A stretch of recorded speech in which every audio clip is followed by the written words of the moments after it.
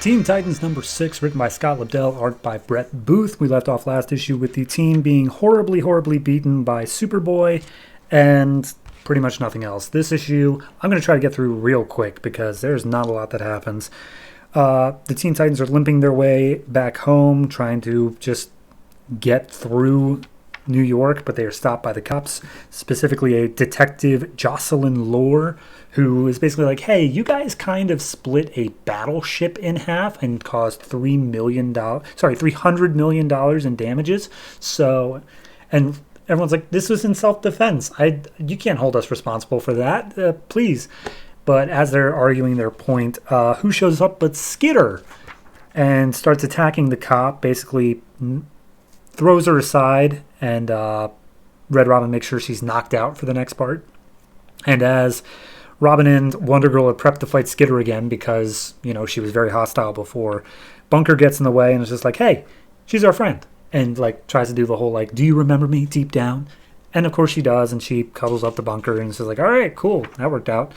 But then they look over at Bart Allen, Kid Flash, and he is not able to control his, like, vibrations, and he's freaking out.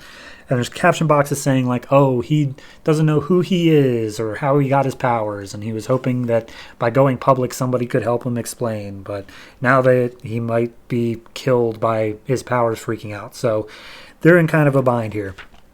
We cut over 10 minutes later to Star Labs, where Virgil Hawkins, a.k.a. Static, is working. He's supposed to be doing something on a particle accelerator, but he built a mechanical raptor instead because...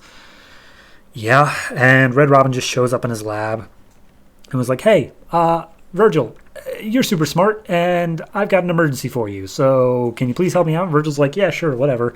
I'm just happy I'm in a book.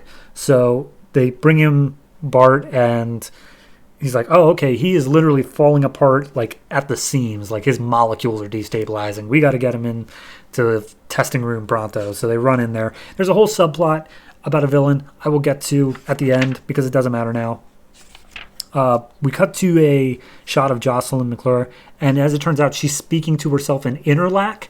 She recognized Kid Flash as a villain, or as a bad guy, I guess you could say, from, I guess, the future, because he's saying this isn't supposed to have happened yet. And they're like, do they even know who Bart Allen really is? That's going to come up later, I'm sure. So Bart's freaking out that he may be dying without getting any sort of answers. And I'm completely blanking on her name. The girl. Solstice. That's the one. Solstice is just calming him down. They run some tests. And when they get some answers to it, they're like, okay, it's still bad. But now he has some idea as to how to fix it if they just cobble together something out of all the technology inside this lab. So in the end, they put together a suit that's going to hold Bart together. And apparently he needs to have some knowledge on, like, quantum speed theory and its effect on human physiology. So he just very quickly reads the book. He throws on the suit. And now we've got the Kid Flash outfit that I'm sure we're sticking with for the rest of the series. And as the gang is like, all right, well, let's go fight Superboy because we're ready now. And Red Robin's like, no, we're not. We got to go back and prepare for war.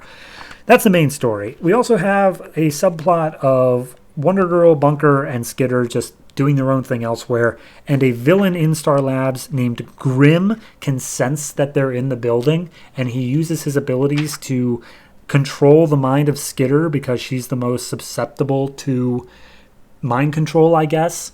Wonder Girl's talking about leaving. Bunker's like, no, you got to stay with us. You're awesome. And she's like, are you hitting on me? And he's like, I'm gay. Because that's had to be reminded. So Skitter, being mind control, goes and breaks out Grimm. They start to fight. And as Wonder Girl throws her lasso onto Grimm, he sends back her rage back at her. And then as she's knocked out on the ground, he paralyzes her with, like, toxins from her skin. This guy can do like a billion things. And then as she's held down there and he's like, oh, now I'm going to snap your pretty little neck, Bunker just smacks him with some of the psionic bricks and he's out. And that's it. And they're like, oh, we got lucky. What happens when we're not so lucky? That's where we leave.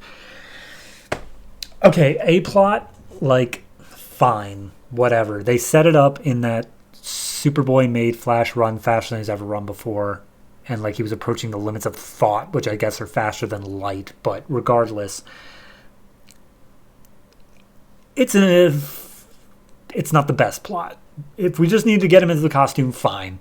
I'm willing to take whatever. If that was the main goal of this, of getting him into the Kid Flash costume, fine. My primary issue comes from that B plot, because it's like, Jesus Christ, man, we just introduced this guy. He has like 1 billion powers, none of which really relate to each other. And then we just knock him out. And if we're going to use him later, fine, we're going to use him later. Like, whatever. But in this particular instance, he just felt like such a pushover, because it was just, Bunker's just like, oh, I thought of a brick and it knocked him out. Like, what? What? Am I the weird one here? I mean, yes, technically most fights should probably be that easy with such a varied team, but like, that was just boring to read with all that setup. I don't know. I don't like it. I don't like the first part. I actively dislike the second part. So yeah, overall, I gotta give it like a 3.5. I usually, when I'm reading it, I write down my ratings on this paper in front of me here. I have listed a 5 for this, but in just talking about it, I'm going way lower. 3.5 for this. It's just got issues. It's got so many problems. That B plot felt so unnecessary, and the A plot wasn't much better. So 3.5 for this. I don't like Teen Titans.